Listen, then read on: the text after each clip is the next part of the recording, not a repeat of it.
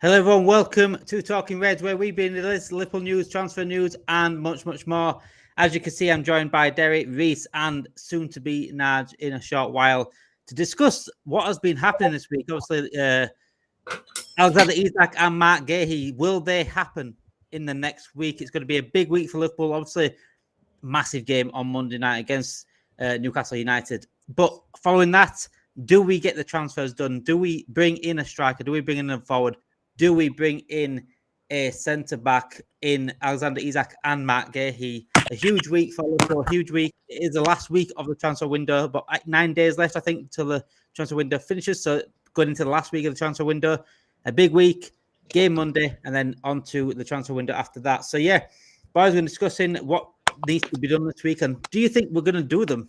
That's the question. Do we get the signings in? Do we be left short? Or what? What happens this week? We're going to be talking about the other Premier League results as well. Also, Arsenal just winning 5-0. Yorkers with a double. Man City losing earlier. Chelsea absolutely thrashing West Ham last night and much more. And also the game on Monday as well. So make sure you do, if you are in the chat right now, make sure you do hit that like button, subscribe to the channel if you are new, get your comments in as well, and get involved in tonight's stream. Right, boys, who's confident about, not about the game, we'll talk about the game towards the end, but who's confident about the signings? Number one. Boy. Don't all shout at once here. Don't all be like too confident. I'm still 7 out of 10 on signings. I think if Guehi comes in, it's 8. If Isak comes in, it's 10. I said this the other day. I think we've got the depth then, I think, as well. We'd like a CDM, but it ain't going to happen. So I'd be happy with that. I think it's a 10 out of 10 window in terms of, I'd say Arsenal are probably just about leading it in terms of the personnel they've brought in terms of they've strengthened where they need to strengthen.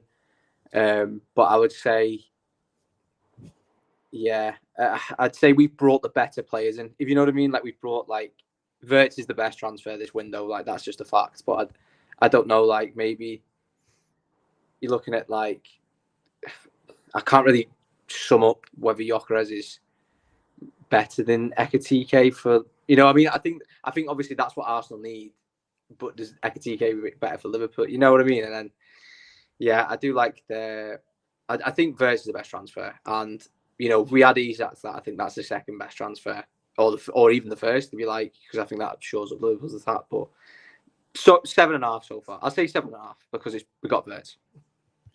Derry, Isak, obviously, we've seen discussions this week. We've seen the fallout from Isak this week. He's finally come out publicly. Was it Tuesday, Monday, wasn't it? It was PFA player night. Came out publicly, basically outed Newcastle publicly. Newcastle came back, said he's lying. Friday, then Eddie Howe spoke yesterday on the press conference and spoke about the conversations that he did have with Isak. He's not revealed what the conversation is about, but to me, if he did reveal, I think it could expose Newcastle, don't you think? Yeah, no, definitely. I think that just from when Eddie Howe's come out and said he's confirmed that there was a conversation alone, that's just put a spanner in the works, because off the bat, people just thought that Isak was lying. He's just tried to make things up just to get himself out of there, which a lot of players do in general anyway. They just put cause a fuss to get their move, their dream move, or whatever move that they want to make. But because Eddie Howe has come out and confirmed that he had this conversation, but then doesn't want to say what the conversation was about, it's the same thing as Isak saying that he was made promises, but he's not going to say what the promises are about. But everyone seems to want to be on his neck because he's not really pointing out the details of these promises or the conversations that he's had with these officials. So it's like everyone just wants to be against Isak because they don't like the idea of player power. Not a lot of people like it. And he was in a great position because he was told something and they lied to him. But now because the media is against him, his own club is against him, the fans are against him, it's not really kind of helping. They're just trying to prolong the situation. So when the transfer window comes to deadline, they can say they tried and nothing really happened, and then that's it. He's gonna have to stay there. So I'm not really confident anymore, as much as I was, because it just seems like they're trying not to find the right replacements because they know Liverpool doesn't. They just don't want to pay more than what they think he's worth. You know what I mean? So it's a tricky one. And then you do. Who do you look at blaming then? Really, if it doesn't happen, who do you look at blaming? Do you look at Liverpool saying, "Are you willing to pay more than 110 million?" Really looking at it, if you want 150 million on him, 110 million is not going to do it. And do we go back for a second bid? For me, we said it the other day. Me and I said it the other day. Like, why would we wait here all this time and not go back for a second bid? Is beyond me. And then what happens after that? Because if we wait here and then don't go get him, do we then stand around and don't address that situation? Because for me, I think we still need two forwards. One's a must. The same with centre back. We need one centre back at least must. Reece, you there, mate?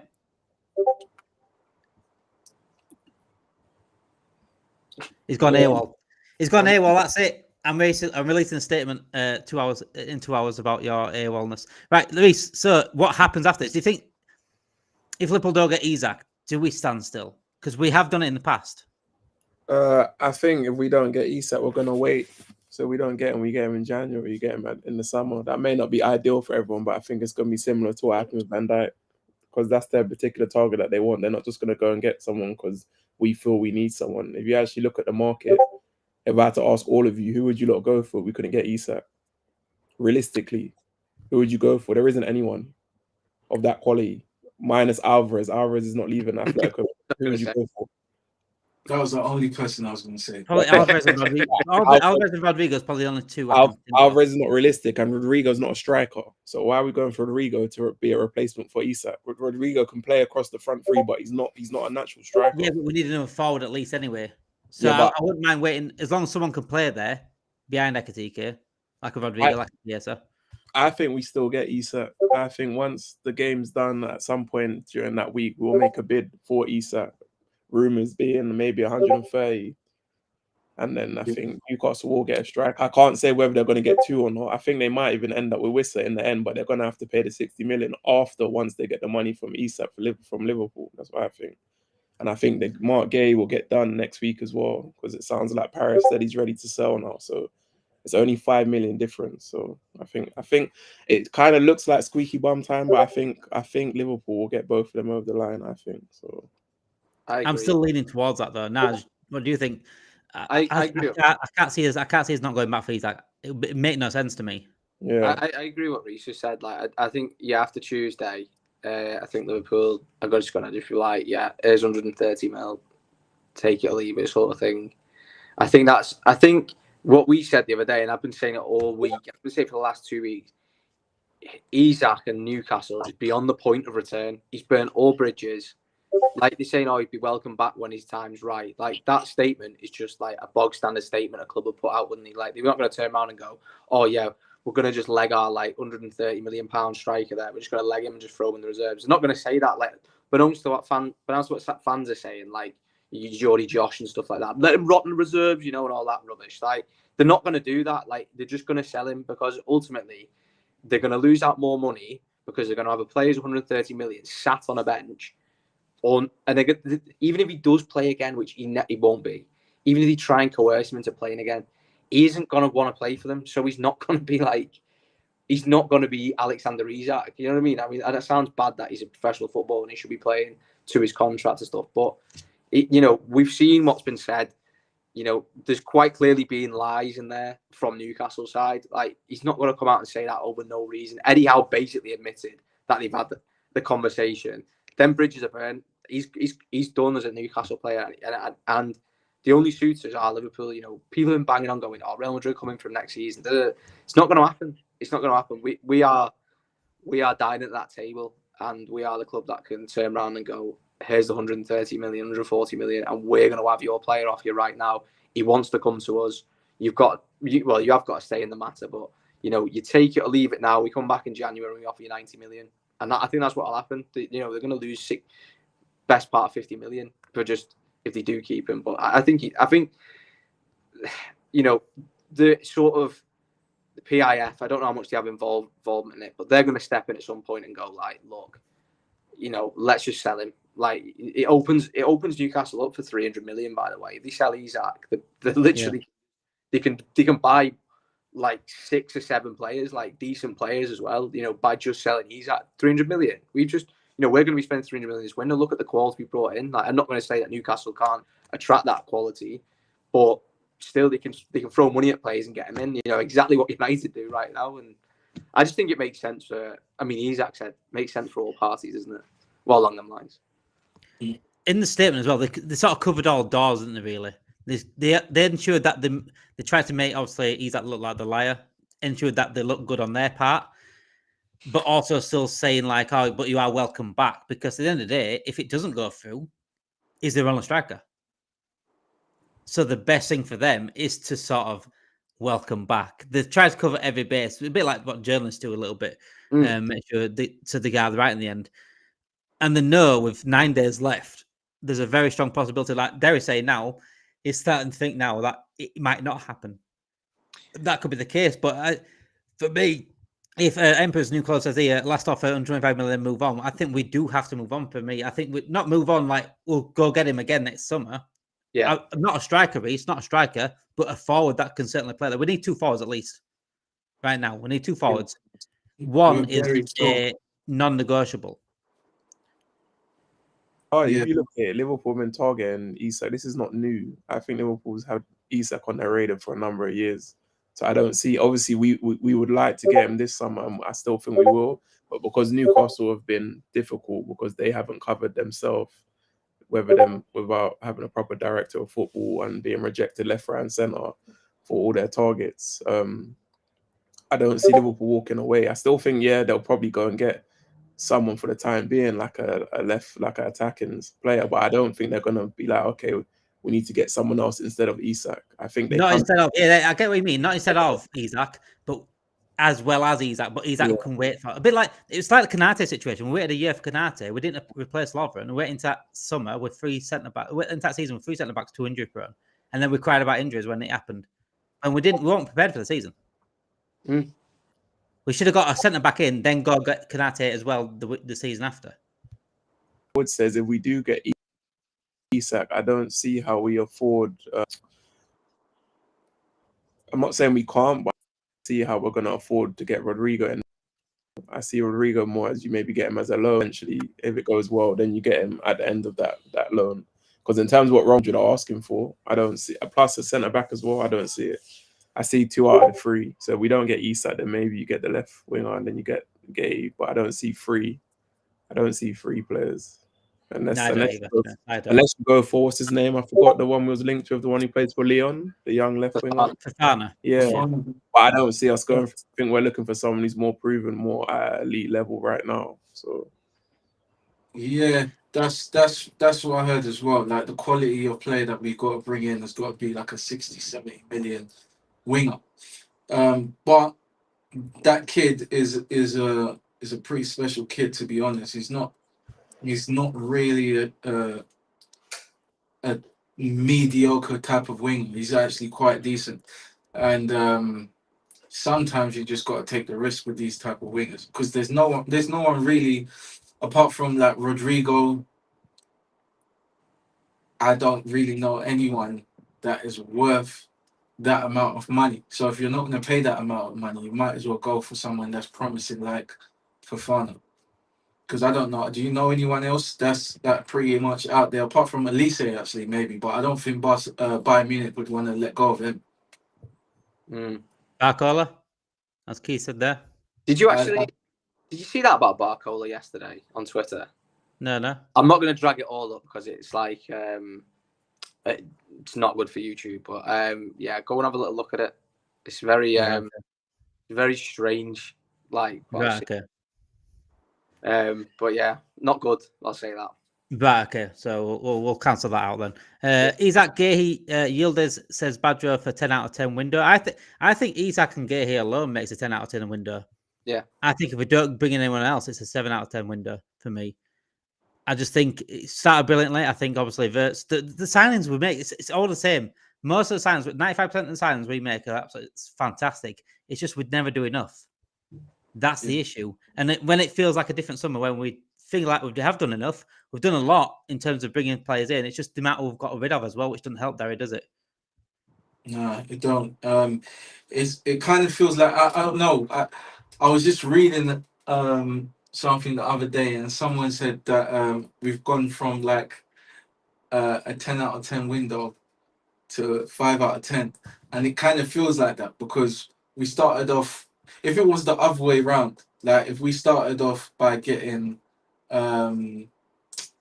someone like, I don't know, Kirkes first, and then it went to because it was Wirtz before Frimpong, right? Or was it the other way around?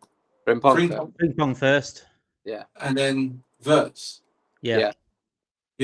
So I feel like if it was like Wirtz, that was the latest transfer, I feel like it kind of would be a different vibe.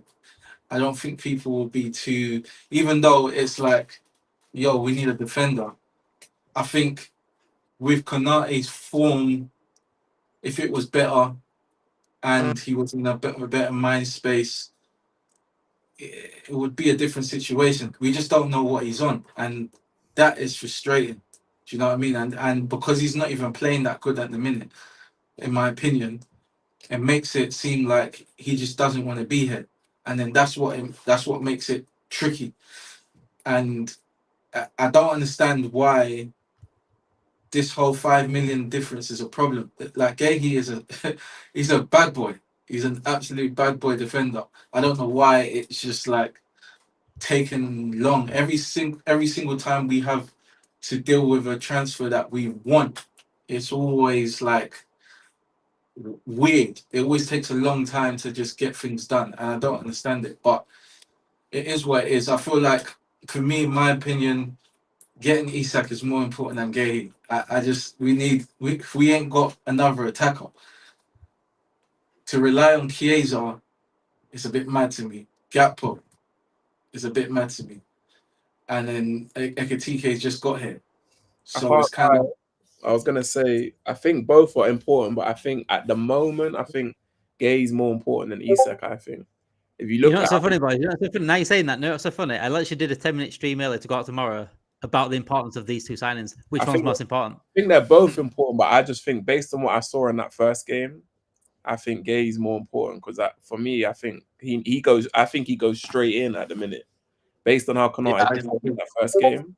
Obviously, we don't know how he's going to perform against Newcastle, but I just see it as he's going to go straight. We look too open, like on the transition, on the counter. Obviously, you can't put that all down to him, but he looked very shaky. He looked like he won't really focus on that game. Don't get me wrong, I do think we need another attacker, but I just think defensively was the issue. Whereas you saw attacking-wise, attack wasn't really our problem in that game. We know we get loads of goals. If anything, it's more we don't want to be having games where we're conceding. I don't want to be in high scoring games. And obviously people who are neutrals are going to be like, oh, that was a great game. It's entertaining. I'm a Liverpool fan. I don't want entertaining games. Don't get me wrong, I want us to play nice football, but I'm happy to take a 2-1 or 1-0. I'm happy to take. I don't want to be in games where we're winning 2-0 and then within 10 minutes it's 2-2.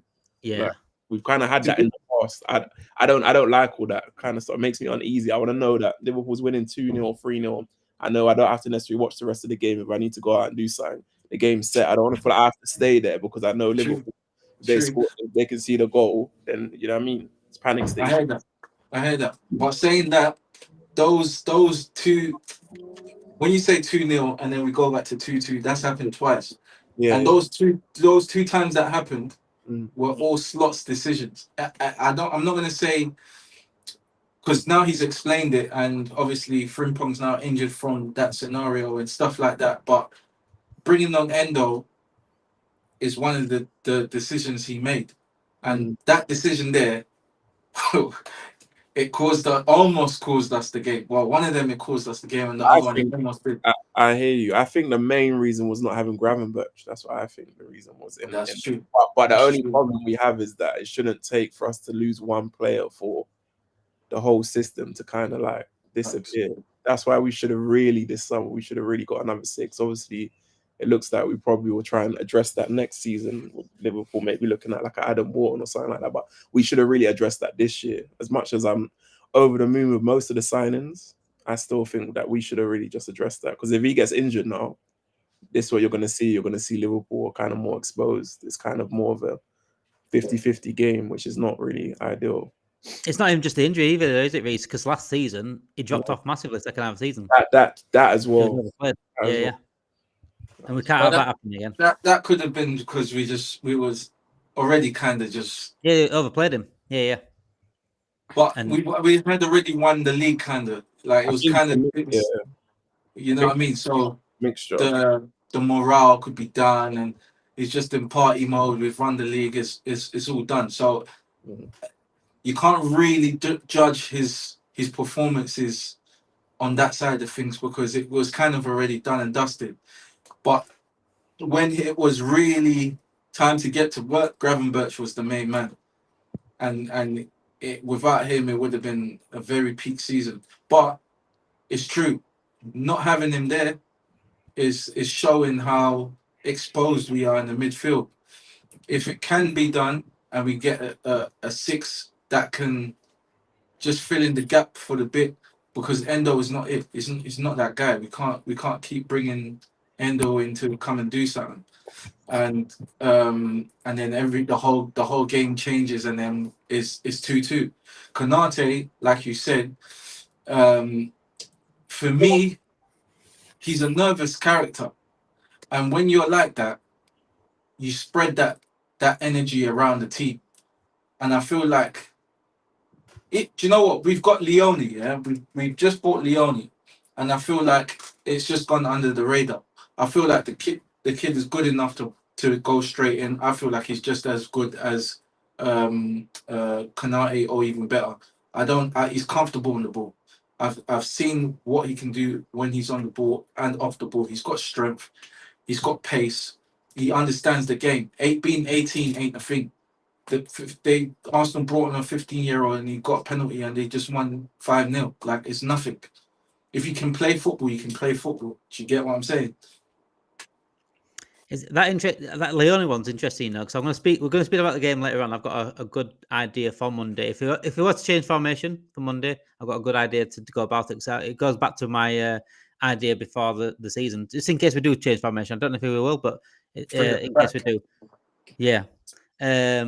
because we ain't got a proper right back, have we? So I'll go through it later on. My idea. Saka and Odegaard linked off again. Could possibly missing the Liverpool game. I want to say good news. I don't ever wish injuries on anyone, especially Saka deserves better than what he's got. Obviously, if they miss the Liverpool game, it is like an advantage to Liverpool away, but I don't want to ever say it's good news for me personally because I don't like injuries, especially recurring injuries. I don't think it's fair on people's career. Saka's a very good player, and it's a shame that he is. If it is a poor injury, then I don't like that for me personally. But yeah, this week, talk about, like I said, I did that 10-minute stream earlier. It's going to go out tomorrow, that Guehi or Isak, who is more important this week. And obviously, someone said here, come on, Reece, Isak is more important. I actually said Guehi is more important in the end. I did actually say Guehi is more important because right now, if you're looking at Liverpool right now, we have no worries about scoring goals. I think we definitely need another forward, and we've got Konate there as well at centre-back. But in terms of what we're seeing right now, what's up with Liverpool, and that's defensively. That's what we need to shut up, really.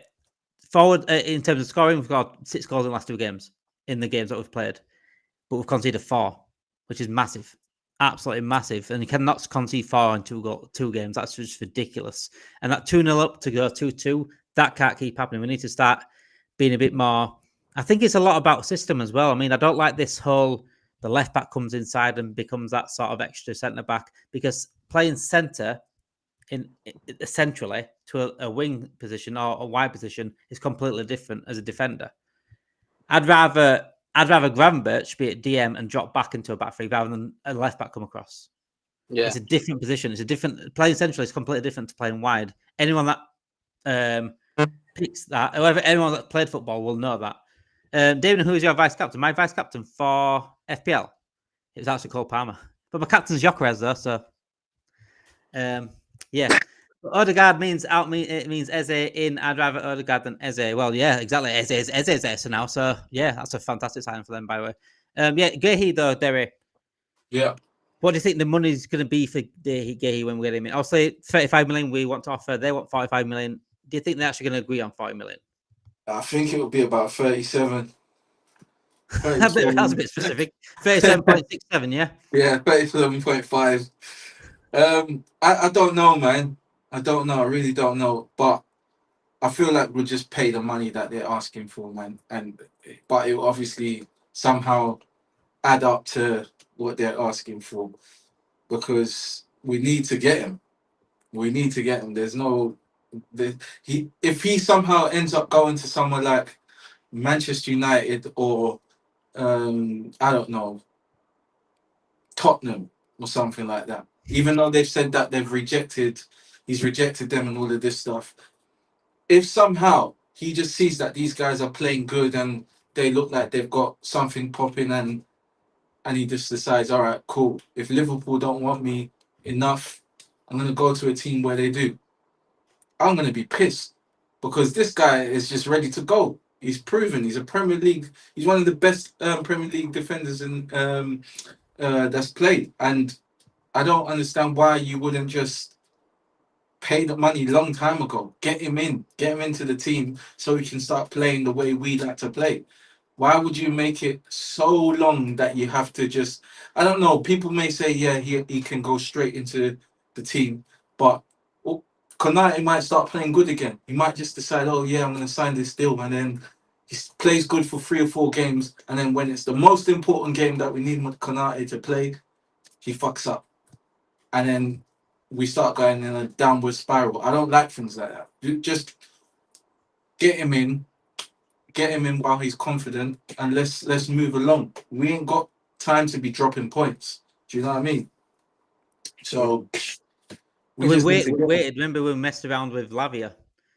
Chelsea came in, got him straight away. They paid the money and got him. We can't happen that. Like I said, there's other teams that are coming. Newcastle wanted him. Don't say Newcastle come in and get him. That will piss me off. That will piss me off. But yeah, like I said, Tottenham are looking good right now. Good win earlier, good win last week. So they've started well. If a Man United comes in, I know I'll say if we come in and Man United come in, then we're going to beat Man United to it. But we can't, if we don't pay the money, at the end of the day, Crystal Palace sell to whoever pays the money. And if he's open to that move, he might not be open to the move. We don't know yet. Well, he wants to if get someone out. Else comes in, if someone else comes in and pays the money and says, Guehi, well, Liverpool are pissing around here. They clearly don't want me as bad as they say they do. A bit like Lavia did, and he accepted it. He accepted the Chelsea one. I hope that doesn't happen to Guehi. But I'm surprised no one else has made the approach for Guehi, to be honest. Guehi only wants Liverpool. Could I wait until January? Grab on the cheap, said Keith. But he does only want Liverpool. However, no one else has really gone in for him. So if someone else were to bid for him, then it might not open his eyes, but it might, just move a little bit in terms of what. So I'm going to bring Badra. You've put your team selection out for Monday. I've just started that, so I'm going to bring that up when we do talk about the game, because what you've said, I sort of slightly agree with. I know we can wait, but Gomez being injury prone, it won't hurt to have an extra body in now. Also can rest VVD some games. I think also Leone being in, that's a brilliant signing last week we got. But again, Konate, like Derry said, is looking a bit iffy at times, and he's very prone to mistakes, and I do think he suits Arne Slot even more in terms of the playing at the back. Leeds are I feel rattled hate Arsenal because I don't know why everyone hates Arsenal. I've not got really a rival with Arsenal. Some Arsenal fans, go too far, but I don't with that. I don't think the hate is for Arsenal. I think it's more Arteta. Yeah. It says there, look, my hate for Arsenal is consuming me. I hate still. I don't. If you ask them specifically, I doubt it's Arsenal specifically. It's probably more Arteta, because he ain't really done that way. Their fans go on about him. It's like he's the Messiah, and you can't say nothing about him. To be fair, though, there's fans like in every fan base. You know that. It's just something about the water in Arsenal, bro. I can't stand the Arsenal fans. I'm telling you, it's not really pisses me off. It's just some. It's not all of them. To be fair, you guys are from London, so you probably have to experience. Bro, the fans there are logical ones that make sense that you can have a conversation with. But bear in mind, the ones that are deluded, I understand why they're deluded, bro. They've been through a lot of pain. They ain't won the league in how long? Do you think it's copism? You got a good heart, bro. Imagine supporting a big club who's never won the Champions League. I don't know what to tell you. So yeah, I mean, so Facts. So, You know- Naj, go on, mate. Guehi, Canate, if it does happen, you've got to think both of them players are going to be playing their socks off because World Cup year. I think that'd be a really good sort of battle. Who's going to get in?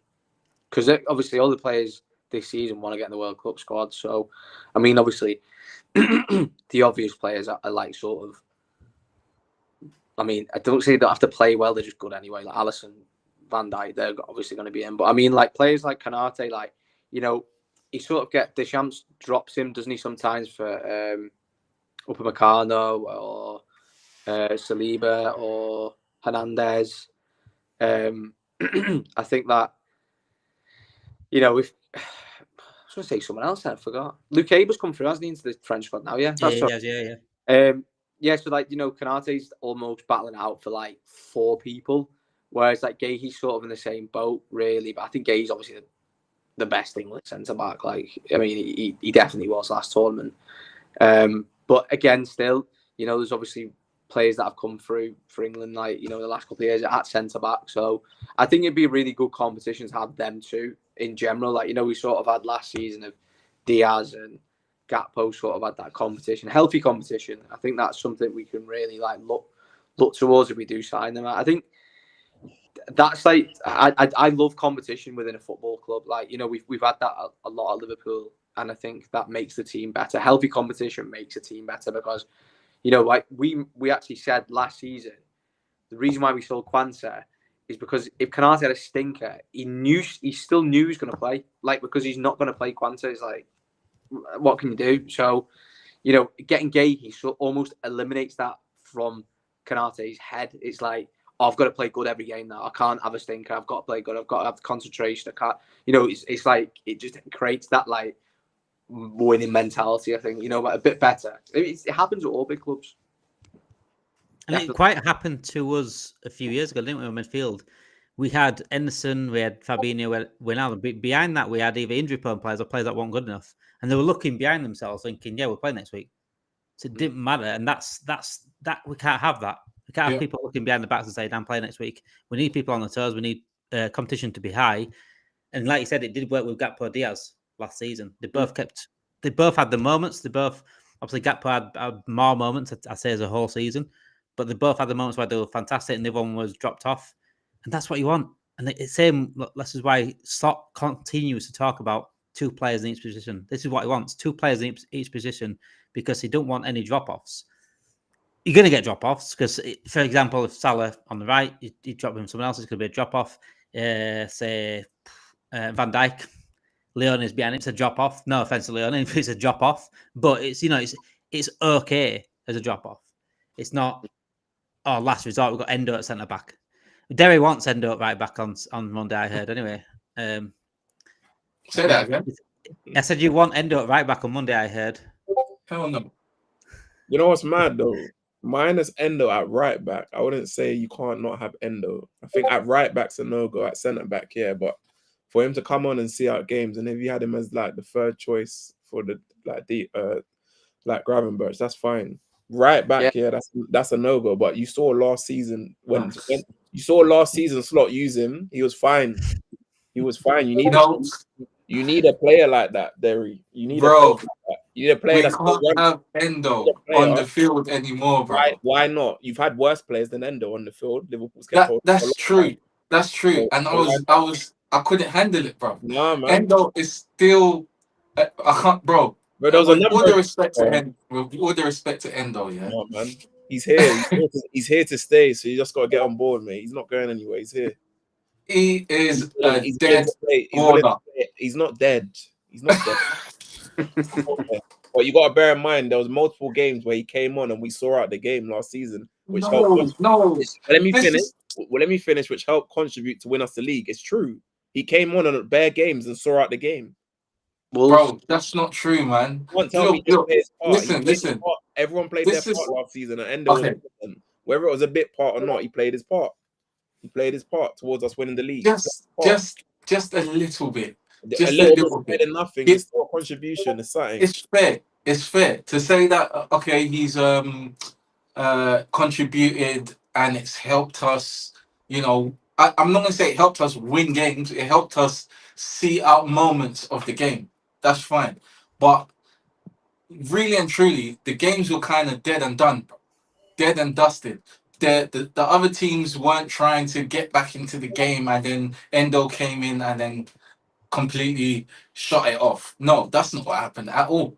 The games were already done. Endo came to just reassure that this thing was about to end. You the way it is. Like you need players that are willing to play in any position, that are willing to run through brick walls. There's certain players that when they play at Liverpool, you can see physically they're not about it. They jump out of certain tackles.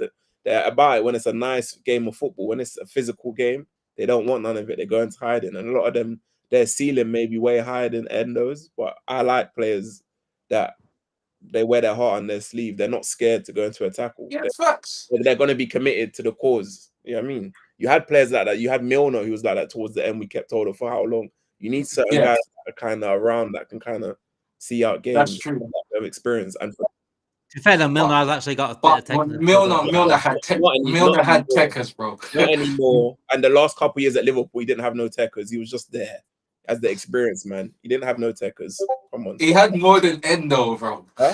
he gave more than Endo until the end of his Endo's offering more than Robinson, but Robinson's still here. So let's not.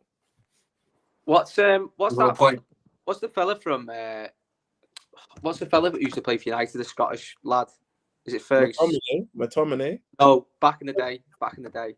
Scottish one for United. Oh, what's his name now? Scottish. It's not Luke Darren Fletcher. Fletcher. That's Fletcher.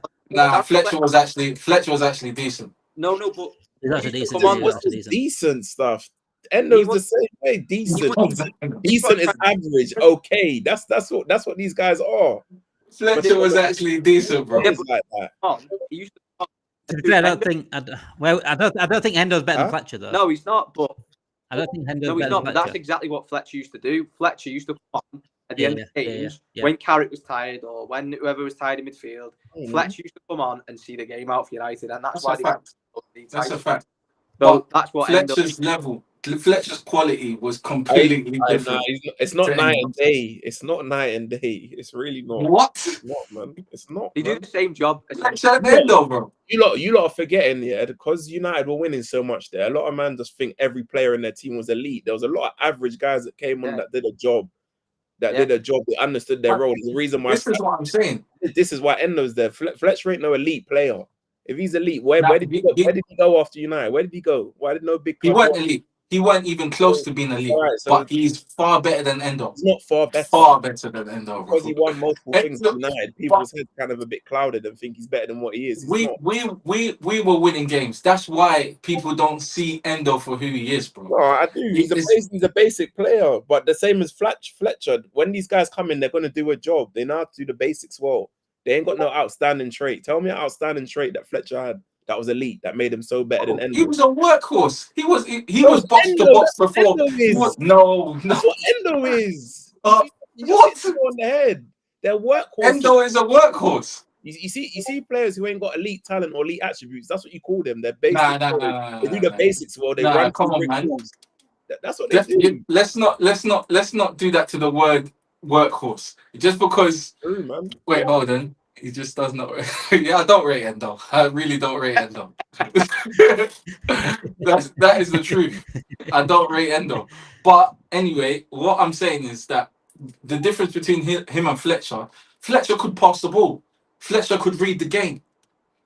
And Endo can do that. Hey, he got an assist last week. Leave him out of it, Endo. He got an assist last week. He did. Can you put Tony Still's comment up? That one's funny. I mean, what was that? This is a good thing about Endo. That one. Read that, Derry. Read that one. Take that in. Take that in. Endo last week, though, I'll say this. As soon as Endo went right back to send CDM, he was fine. You know what I mean? But as soon as he went from right back to CDM, Endo was fine. But that's Endo's job. He comes on as a CDM and he just covers that back line. You know, a standout game for him last season was the Wolves game. We played rubbish. We was terrible towards the end of the season. We was terrible that game. Cunha scored from outside the box. We brought Endo on and he was just like throwing his head into tackles and stuff like that. And he shut the shop. And that's what... It's good, you know. Someone said in the comments then it's good to have someone that sits on the bench and comes on and puts every single effort in, and I can't fault anything for like that. And that's what I think, you know, Reece. That's what Reece is trying to say. That's what I like about him. Yeah, he's not. Don't get me wrong. In terms of ability, do I rate Endo like that? Hell no. Is Endo someone I would go out my way to buy? No, but it's important to have players like because he understands his role. Yeah. He knows he's not going to play it all the time, but when he does play, whatever position he does get put into, he's going to give 100%. It's true. That's the only thing I respect about Endo is his mindset. Everything else is tricky because I think he's slow on the ball. He's slow mentally. Like what to do with the ball next. He has no idea. That's how it looks to me when I'm watching. As soon as he's not like you see how Thiago. Yeah, I'm not going to compare him to Thiago. I'm not going to compare him to Thiago. I'm just saying, when Thiago drops in to collect the ball, Endo does the same thing because that's what he's supposed to do as a DM.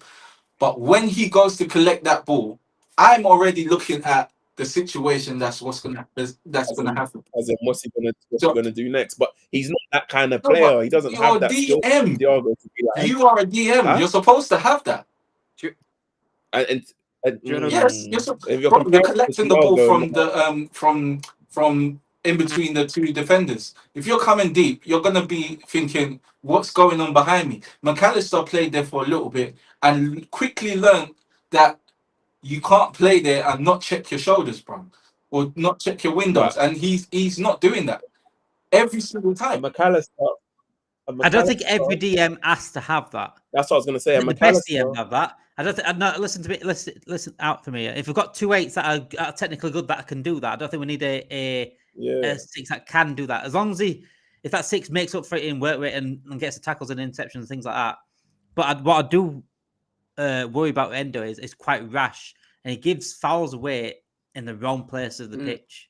In moments that you don't need. And I think McAllister's quite like that as well. I think McAllister does that when he's like not played for a while. He needs games. Yeah. But McAllister's IQ on when to nick the ball is quite impressive. Huh?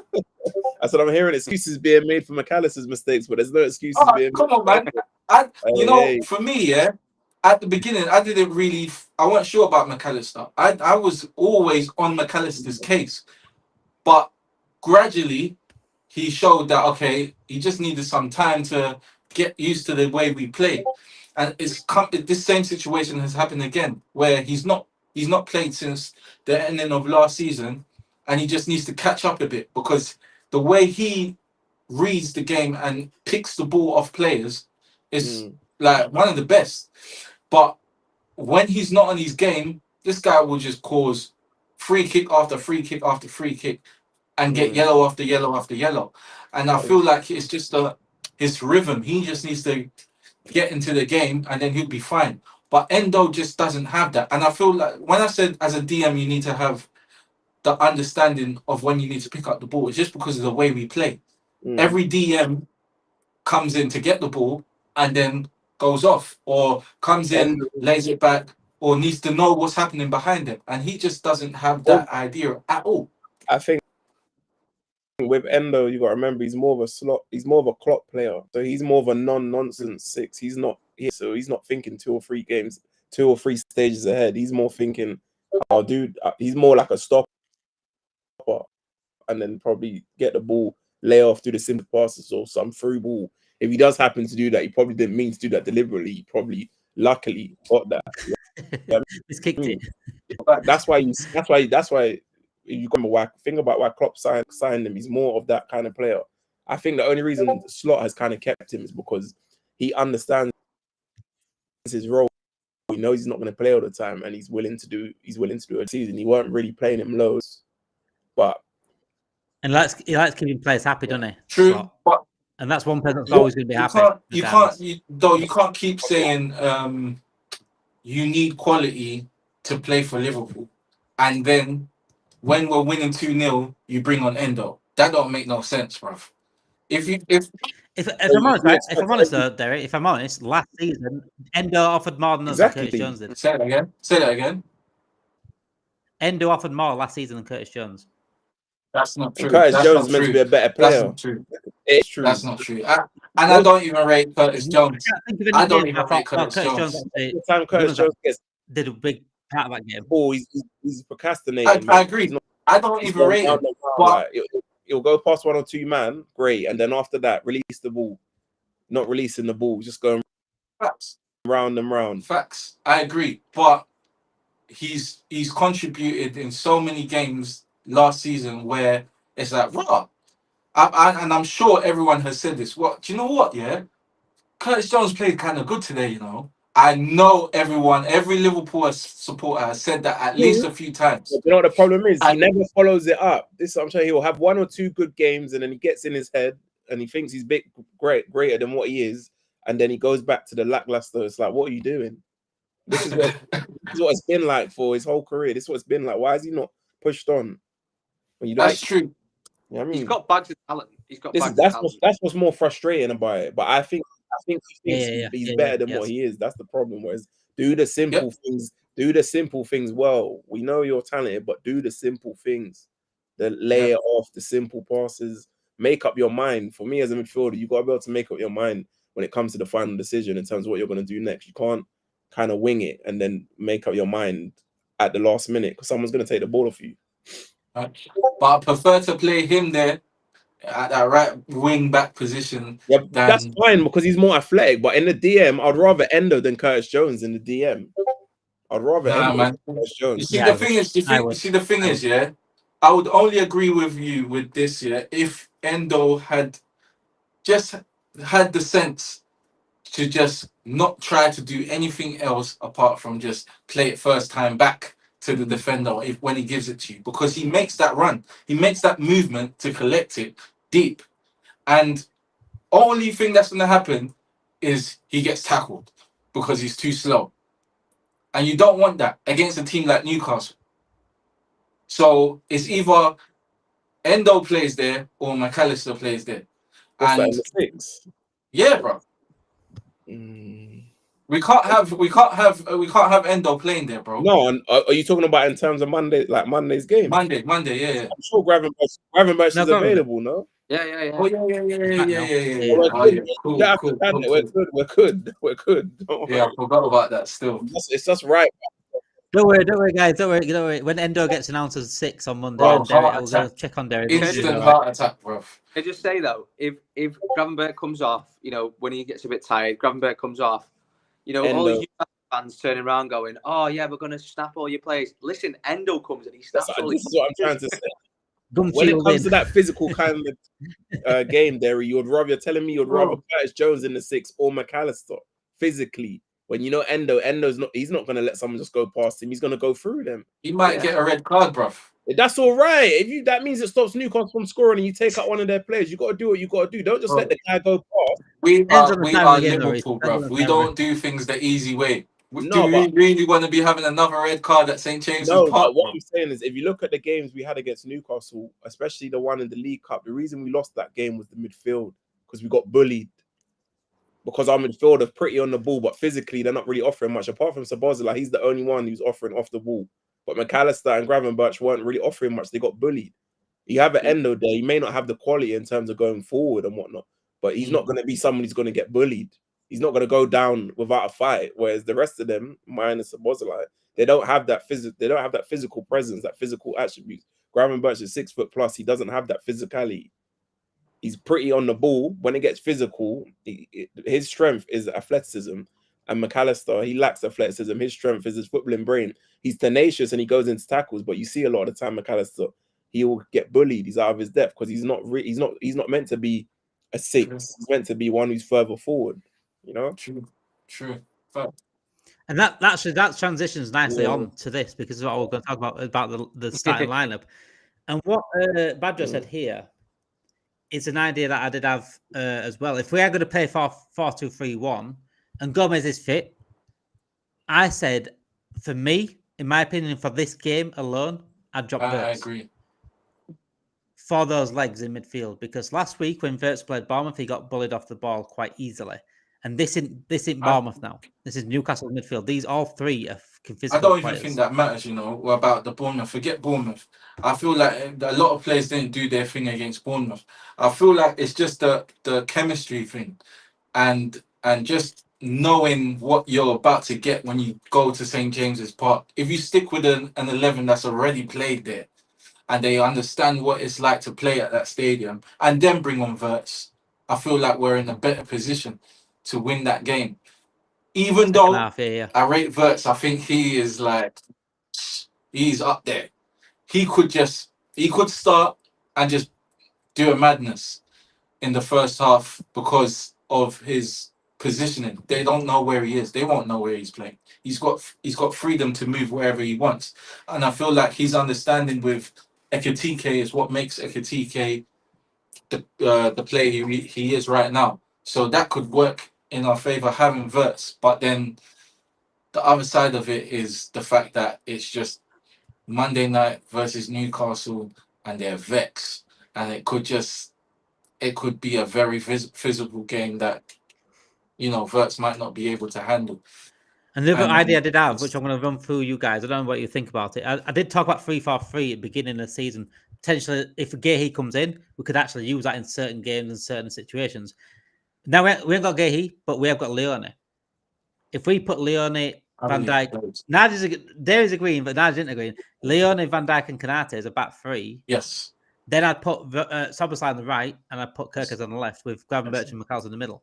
Yes. Then I'd have Wirtz and Salah as 2 10s behind Ekitike. Yes. So you lot want to go more defensive? That's what it kind of sounds like to me. I wouldn't. No, that's just an option. I'd still go 4-2-3-1. I'd still go 4-2-3-1 on my original thing. That's just stable. It's not defensive. Why do you need? What are you being stable for? It's Newcastle. Yeah, they're a good team, but we're meant to be the great Liverpool, no? It's not really stable. Listen.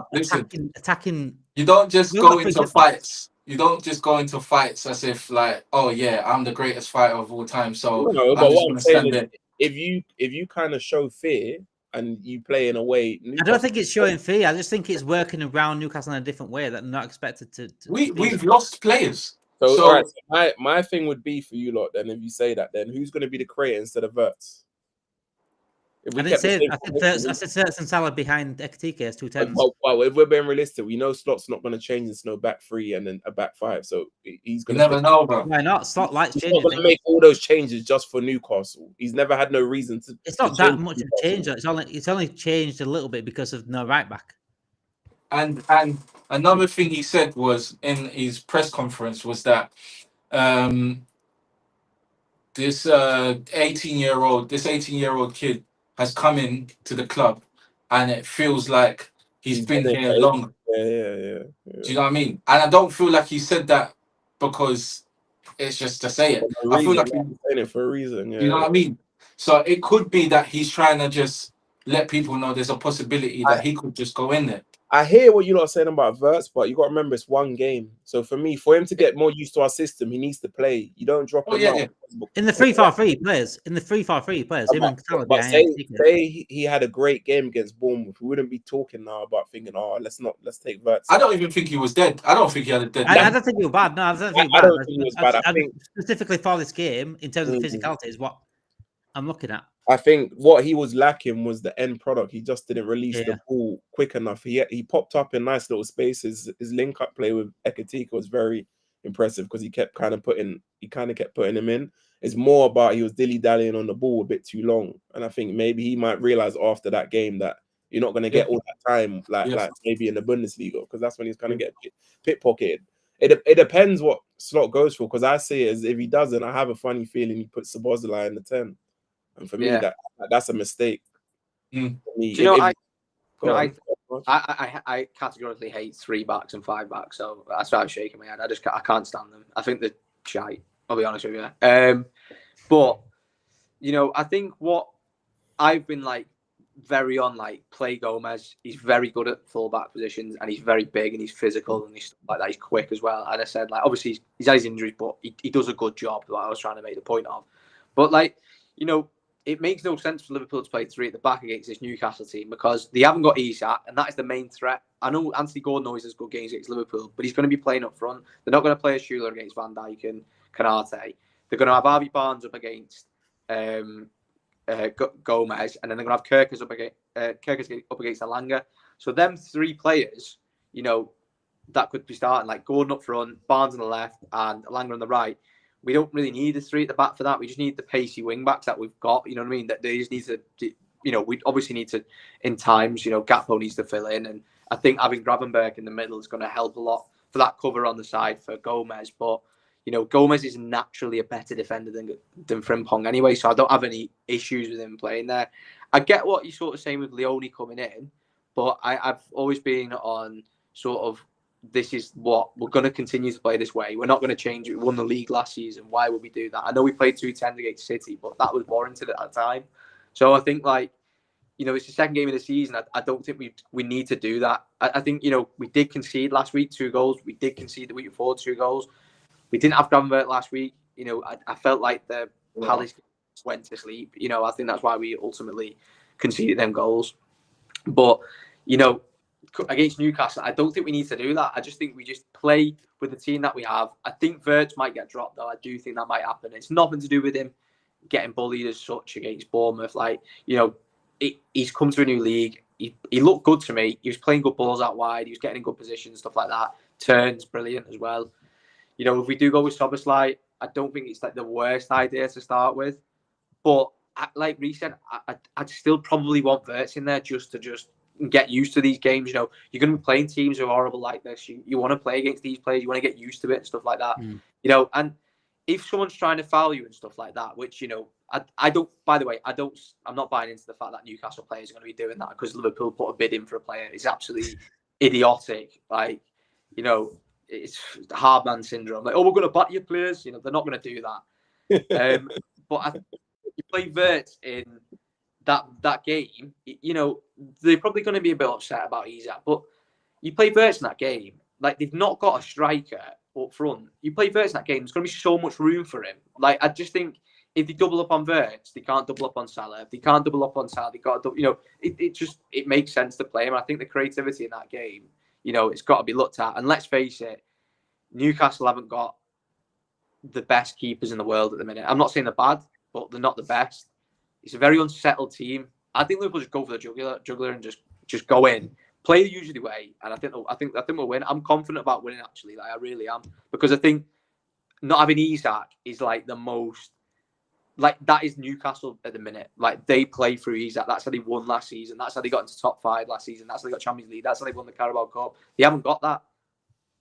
They're there for the taking in a way. Not for the taking, but they're there to beat. That's all I'm going to say. I think, let me one thing clear though. The 3-4-3 only came into my head for if there's no right back fit. Okay. Because Gomez, we don't know about that at the moment. Guali's just come back from training. If none of them are actually physically fit for the game, then that's when I'd look at 3-4-3. Only for that. Because I don't want, you know, and that's why I'd say Szoboszlai on the right mid and Kirkus on the left mid, because they both can get back and forth anyway. But other than that, yeah, I'm happy with Gomez at right back, Konate, and so on. And again, I'm happy with Wirtz in the middle, if he's Wirtz in the middle, but I'm also happy with the other 3 in the middle. It makes sense to do that.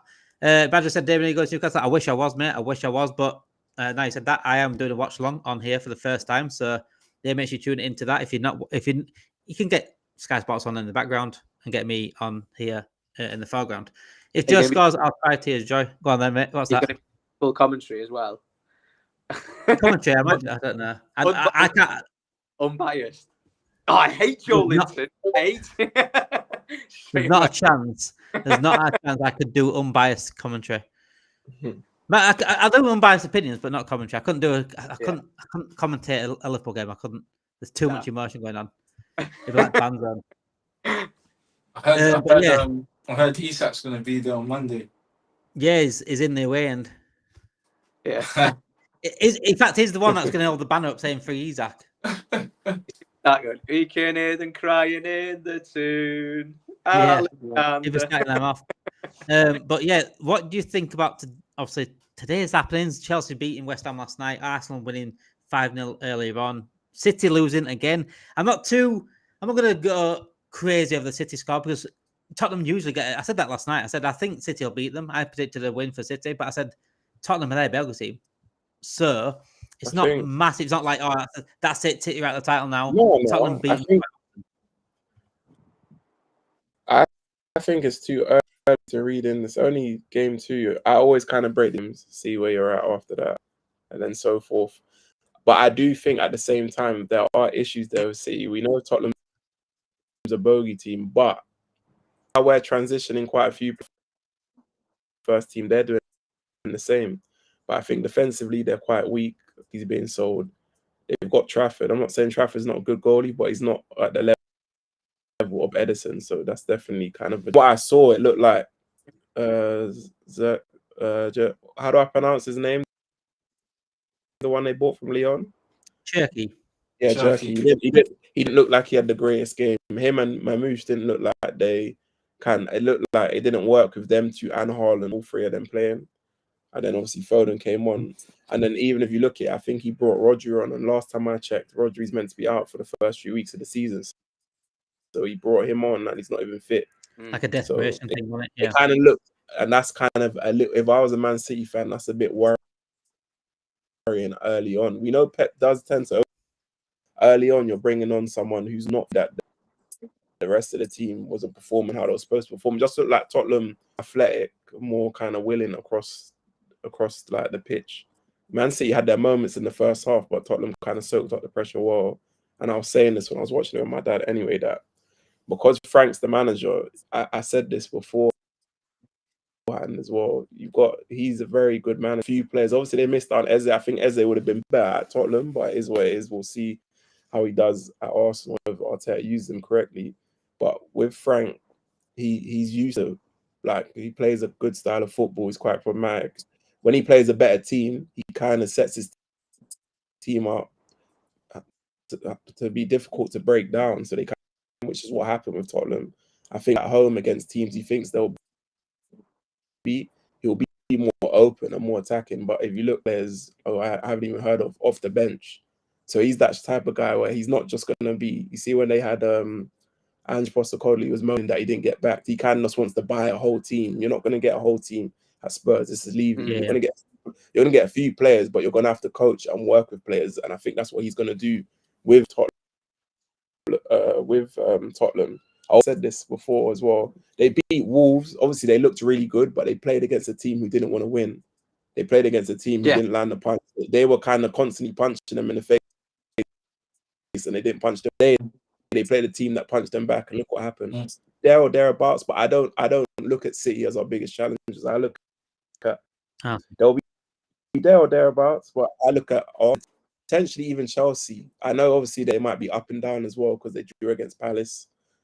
And obviously the game against West Ham, they were good, but I just think if anything, West Ham were more poor than what Chelsea were in terms of Chelsea being great. They scored a few set piece goals, but I wasn't that impressed. I just think West Ham look really bad. They look like they might be like relegation. Yeah, they're really struggling. You can say the same. You can say the same for Arsenal, though. Arsenal, when I watched the game, Arsenal, they didn't look great. It just took that one weapon that they have, which is the corner set piece. Yeah. And that changed everything. And obviously, when you're playing a team like Leeds that don't even believe that they are at the level of other clubs in the Premier League because they're newly promoted, once that goal goes in, they're just going to go back to feeling, this is it. We're going to have to defend here. And then it's goal after goal after goal. So I don't know. I feel like, anyway, when they come to Anfield, we'll see. But I feel like when they play a better opposition, top 10, the Arsenal are going to struggle as well. But we have to do our job. Exactly. We do our job. I think personally, Arsenal are very underlooked. I think it's because it's Arsenal, though. If I'm honest, I think defensive they're astounding. Defensive. I know Man United played well last week against them, and they were probably the better team. But like I said, they kept them out. They've got a very good keeper. They've got a strong back four. They've got a strong midfield in terms of defensively as well. I think they're very hard to beat. And now they have got a Workhorse, who is a pure goal scorer. I can't believe people doubt this guy because, yes, he's going to have bad games. He's not the best of players, but he's a fucking goal scorer. And that's what they really needed, number 9 that could score goals. Now they've got Eze as well. That changes the game because they're not relying on Martinelli. They're not, if Odegaard has stinkers, which he had last season, they're not relying on him. Eze is a game changer. I think he's a game changer, Dane, but you got to bear in mind Arteta has his favourites. So even though they've got a really balanced squad, with him, he's got his favourites, and he's got his favourites, and they ain't won nothing yet. So I still see it as someone like a Martinelli. Martinelli's going to be playing more than Eze when Eze. No chance. He's no chance. Martinelli. Let me finish. He's one of his favourites. They had an opportunity to sell Martinelli. He wanted to keep him. Why? He's been pants for the past 2 or 3 years. He's one of his favourites. Who's another one that's one of his favorites? He ain't got anyone else to play over. Now he's got someone to play over him. I guarantee you that. He's got someone there, Madueke. Madueke started today, but I still think Madueke and what's his name? Madueke and that's not the same level as Eze. I know it's not the same level, but he still bought Madueke. He still bought Madueke before Eze. So you got a deep how he's looking at it. I don't even think Eze is all that. I don't get it. The problem is I don't think he's going to get used correctly because Odegaard's one of his favourites. Odegaard's ahead of him. Odegaard only really came off today because he was injured. And then also you got to remember you got Wanyeri. He's another talent. For me, he's a bad man. He goes down the pecking order now as well because Eze's been bought. So they got they got quite a balanced team there, but you got to look at the question is for me, Arteta, when the game's really where you need to kind of take a risk or you need to go for the game, is he going to take that risk? He's not. He always plays with the handbrake on. He'll rather take a point if that means him not losing the game.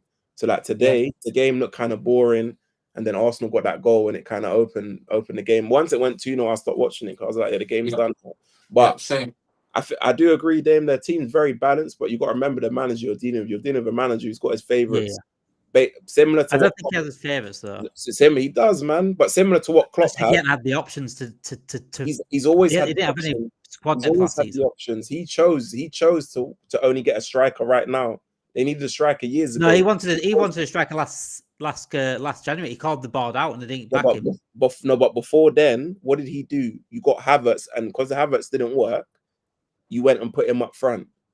So you got to bear these things in mind. He likes birds with broken wings. He likes something that he can fix. That's why he bought a Madueke. Meaty player, but for whatever reason, he's bought him. He thinks he can do something with him. Where you didn't need him. You didn't need Havertz either. And he's not really in a position to say to the board, I need this. Do you know how much money he spent since he's been at Arsenal? Over $1 billion.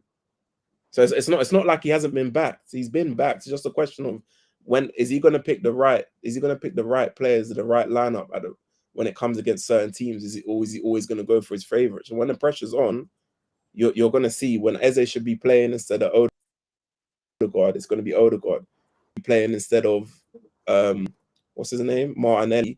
It's going to be Martinelli, or it's going to be Madueke. So Wirtz and Ekitike comes back as well. I can assure you now, Eze plays more than Martinelli this season. No, he doesn't. He doesn't. No, I agree. I think Martinelli will play more than Eze. I don't even think. Well, that's because I don't rate Eze as much.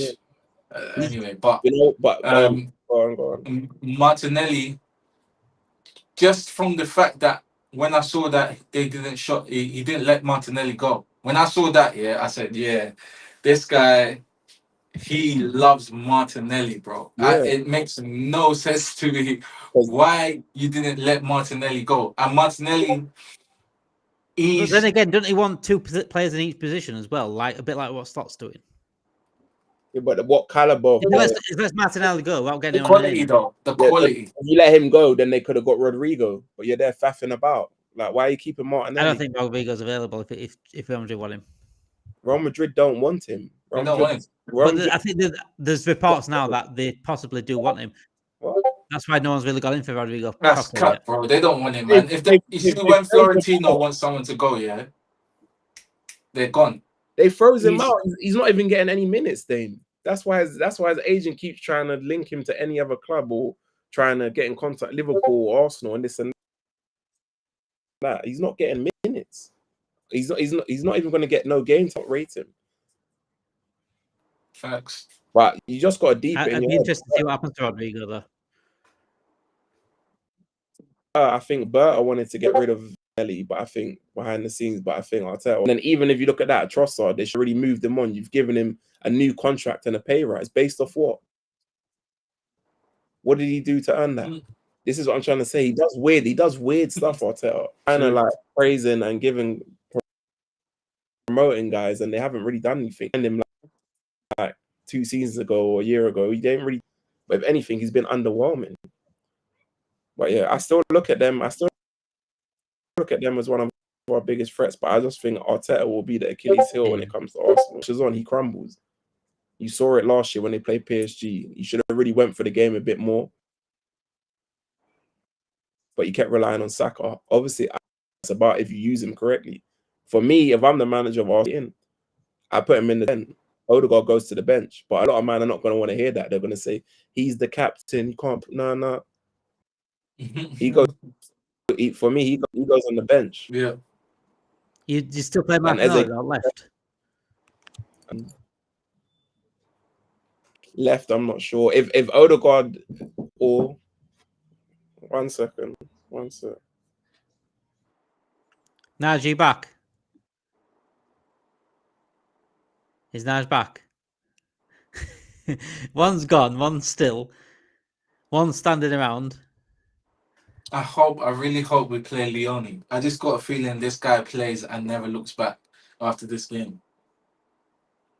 What is it? Yeah, sorry, what did you say? Yeah. Are you there? Yeah. Yeah, I'm just in Tesco. It's so random. So yeah, this is live streaming from Tesco. Do it.